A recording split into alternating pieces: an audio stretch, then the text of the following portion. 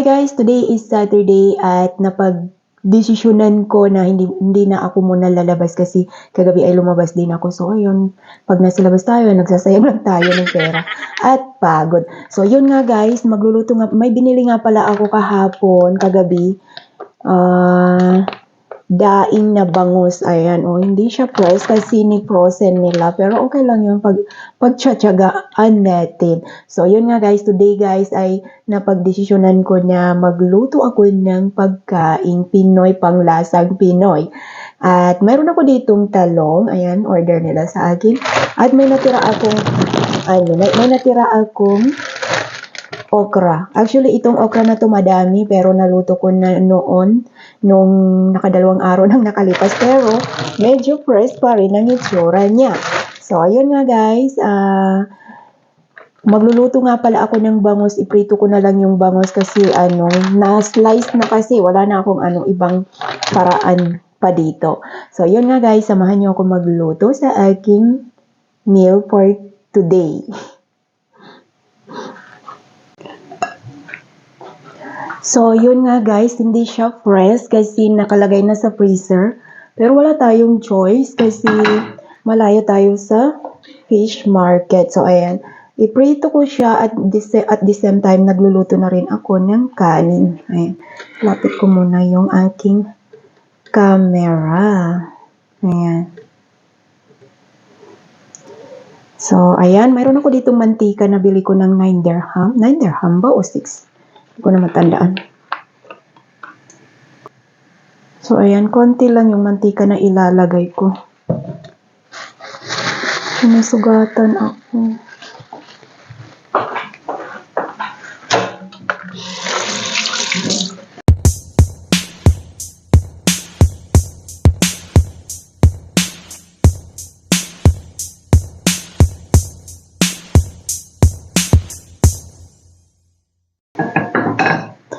Para mainit na guys yung aking mantika. So, ayan, ilagay ko na.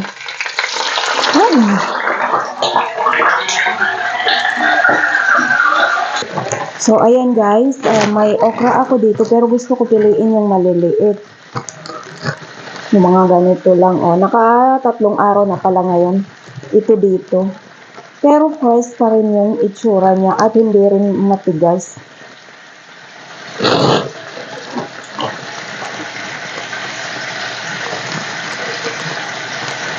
So, ayan.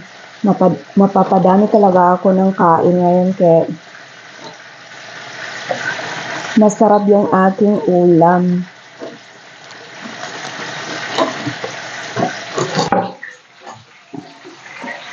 So, yun na guys. Mayroon ako ditong talong. Ipiprito ko to siya. Isunod ko doon sa aking isda.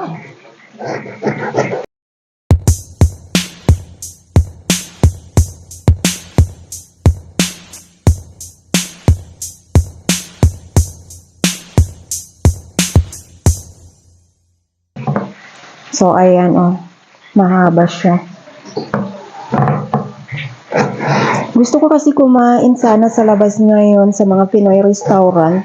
Naisip ko, nagbili din ako ng bangus. Yan nga, yung bangus na yan, nagiprito ko. Sabi ko, sa bahay na lang ako. Kaya meron din naman akong bangus sa bahay at gulay. So, ayan. Ganyan siya kahaba. Susunod ko siya dyan sa isda na yan para lasang isda pa rin.